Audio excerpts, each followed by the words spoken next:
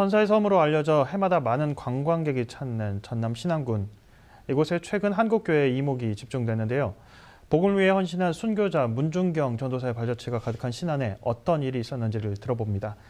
한국기독교공공정책협의회 사무총장 김철영 목사님 모셨습니다. 목사님 안녕하세요. 네, 안녕하세요. 네, 목사님 먼저 한국기독교공공정책협의회가 어떤 사역을 하는 단체인지 소개 부탁드리겠습니다. 네, 한국기독교공공정책협의회는 지난 2012년 한국교회연합기관 교단 단체 전문가 학자들로 이제 구성이 돼서 창립이 됐고요. 그동안에 여야 정당 그리고 대선 후보들에게 정책을 제안하고 답변을 받아서 한국교회에 공표를 했고요. 그리고 이를 추진해 왔습니다. 또한 최근에는 국가 기념일로 생명 존중의 날을 제정하자고 하는 제안도 했고요.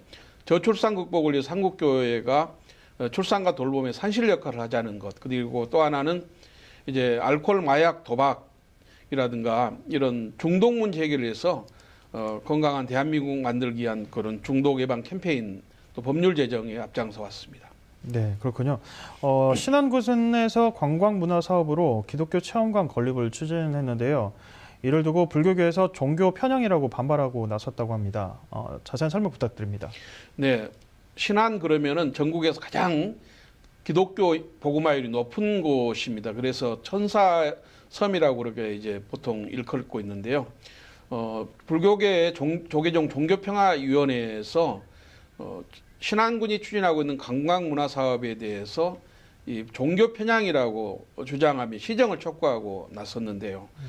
그 중에 하나가 이제 천사섬이라는 용어, 또 천사대교, 또 조그만 그 예술가가 만든 천사상, 또 기독교 체험관 등 여러 가지의 문제들을 이 사안들을 종교 편향이라고 이렇게 지적하고 시정을 요구해 왔습니다. 네, 불교계 종교 편향 주장을 놓고 관남 지역 기독교 단체들도 대응에 나섰는데요.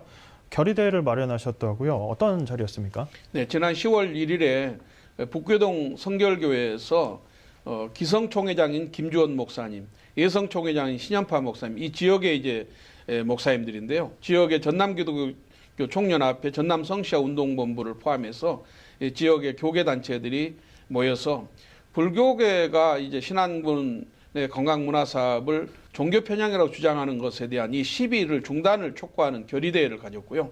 또 저희가 이제 전문가들이 서울에서 내려와서 불교계의 주장에 대해서 논리적으로, 법률적으로, 정책적으로 이제 반박을 하는 그런 그 포럼도 진행을 했습니다.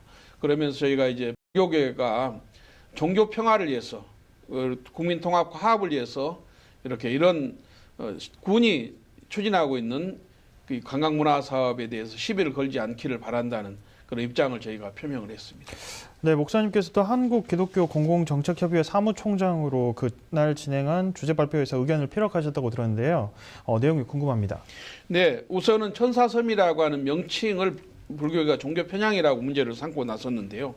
사실은 신안군에는 1026개의 섬이 있습니다. 그 중에서 밀물과 썰물 때 섬이 드러났다가 물에 잠기는 그 섬을 제외하면 1004개의 섬이 있다고 그러는데요. 그래서 이제 그걸 착안해서 천사섬이다.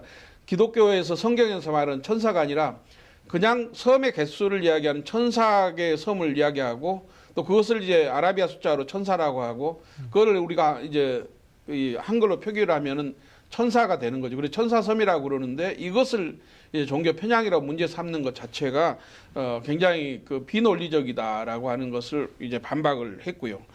또 하나는 이제 지금 그 지방자치 민선 8기 시대입니다. 벌써 30여 년 동안 민선 그 시대가 지금 진행되고 있는데 그렇다고 한다면 모든 그런 관광문화 사업이든 정책에 대한 그런 찬성과 반대에 대한 지지와 이 반대에 대한 것은 국민들이 결정하는 것이거든요.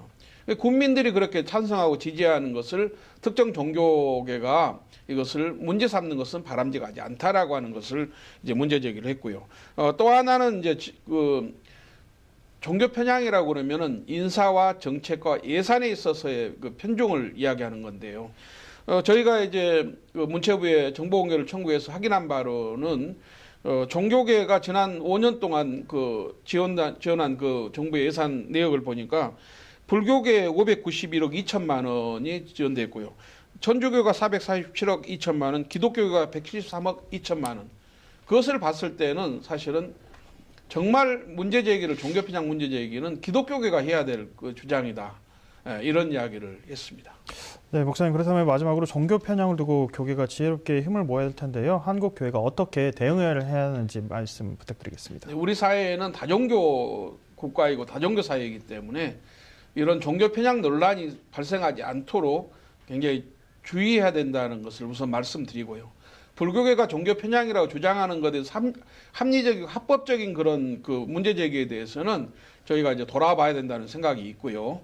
다만 아까 앞서 말씀드린 것처럼 불교계에 대한 정부의 예산의 편중을 봤을 때는 정말 이런 부분은 기독교계가 나서서 견제하고 또 이런 분에 감독하면서 종교 편향 시비가 일어나지 않도록 해야 되겠고요. 마지막으로 불교계가 이 종교계 화합과 평화를 위해서 앞장서 줄 것을 당부를 드립니다.